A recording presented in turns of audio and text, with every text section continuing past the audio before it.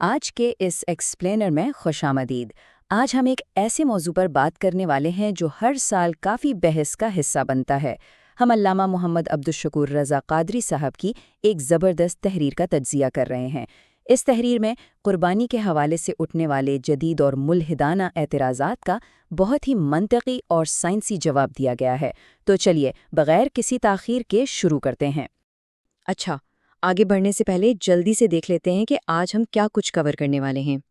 ہم بات کریں گے قربانی پر نئے اعتراضات کی، گوشت خوری کے ڈبل سٹینڈرڈز کی، اسلامی ذبح اور جدید سائنس پر، طبی موت اور ذبح کے فرق پر، اور آخر میں اسلام میں جانوروں کے حقوق پر۔ تو سب سے پہلے آتے ہیں قربانی پر ہونے والے ان جدید اعتراضات کی طرف۔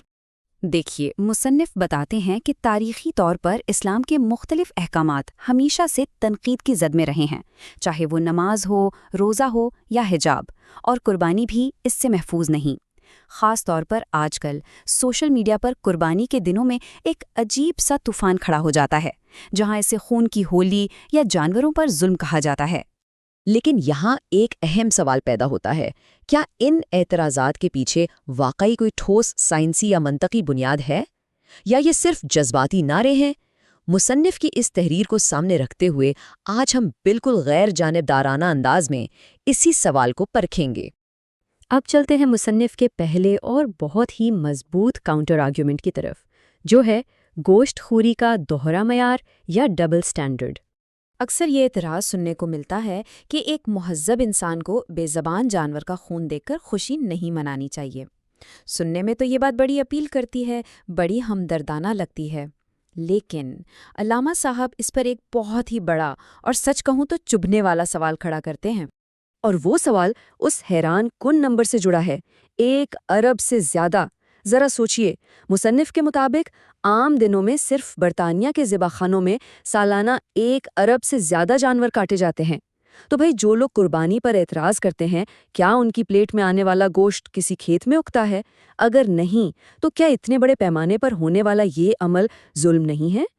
اور یہ چیز ماڈرن میٹ انڈسٹری کی اس منافقت کو بالکل بے نقاب کر دیتی ہے۔ مصنف کہتے ہیں کہ جدید ذبح خانوں اور اسلامی قربانی میں اصل فرق جانور کے کٹنے کا نہیں ہے، فرق صرف اتنا ہے کہ وہاں چھری چھپی ہوئی ہوتی ہے بند دروازوں کے پیچھے، جبکہ قربانی میں وہ چھری سامنے ہوتی ہے۔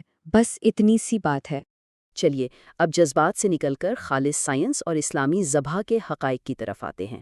علامہ صاحب نے اپنی تحریر میں ایک بڑی زبردست سائنٹیفک ریسرچ کوٹ کی ہے۔ یہ تحقیق جرمنی کی ہینوور یونیورسٹی کے پروفیسر ولہلم شولز نے کی تھی۔ ان کا بنیادی مقصد یہ دیکھنا تھا کہ ذبح کرنے کا کون سا طریقہ جانور کے لیے سب سے کم تکلیف دہ ہے، اور اس کے نتائج واقعی آنکھیں کھول دینے والے ہیں۔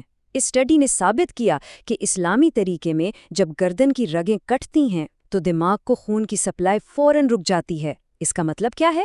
اس کا مطلب ہے کہ جانور سیکنڈز میں بے ہوش ہو جاتا ہے اور اسے تکلیف کا احساس ہی نہیں ہوتا۔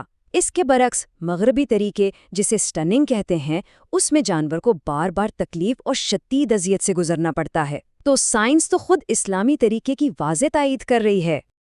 اچھا، اب ذرا ایک اور زاویے سے سوچتے ہیں، طبی موت اور ذبح ہونے کا آپس میں کیا موازنہ ہے؟ مصنف کی ایک بہت ہی لاجیکل دلیل یہ ہے کہ لوگ عام طور پر سمجھتے ہیں کہ جانور کا اپنی موت مرنا بہتر ہے، لیکن حقیقت میں طبعی موت کیسی ہوتی ہے؟ ایک لمبی بیماری، بھوک اور ہفتوں کی شدت تکلیف۔ اس کے مقابلے میں ذبح ہونے پر موت بالکل اچانک اور فوری آتی ہے۔ تو اگر منطقی طور پر دیکھا جائے تو یہ فوری خاتمہ جانور کو لمبی اذیت سے بچاتا ہے۔ یہ ظلم نہیں، اصل میں رحم ہے۔ اب اس ایکسپلینر کے آخری حصے کی طرف چلتے ہیں، جہاں ہم دیکھیں گے کہ اسلام میں دراصل جانوروں کے حقوق ہیں کیا۔ علامہ صاحب نے یہاں قرآن پاک کی سورۃ النحل کی ایک اہم آیات کا حوالہ دیا ہے، جس میں یہ کلیئر کیا گیا ہے کہ جانوروں کا پیدا ہونا، ان سے فائدہ اٹھانا اور ان کا گوشت کھانا، یہ انسان کا خود ساختہ نظام نہیں ہے، یہ اس کائنات کے خالق کا بنایا ہوا ایک مکمل اور متوازن الہی نظام ہے۔ لیکن اس کا مطلب یہ ہرگز نہیں کہ انسان کو جانور کے ساتھ جیسا چاہے سلوک کرنے کی اجازت ہے۔ نبی کریم صلی اللہ علیہ وسلم کی اس حدیث مبارکہ پر غور کریں، جب ذبح کرو تو اچھے طریقے سے ذبح کرو۔ یہ ایک واضح حکم ہے کہ اس امر میں انتہائی نزاکت، احتیاط اور احسان ہونا چاہیے۔ جانور کو کم سے کم تکلیف ہونی چاہیے۔ اگر ہم ہسٹری کو ٹریک کریں تو تصویر بالکل واضح ہو جاتی ہے۔ آج کے اس ماڈرن دور میں جہاں یورپ میں اینیمل رائٹس کی اصطلاح بننے کا بڑا چرچا ہے، اس سے 1400 سال پہلے اسلام نے جانوروں کے حقوق اور ان کے ساتھ حسن سلوک کا ایک بہترین اور عملی نظام متعارف کروا دیا تھا۔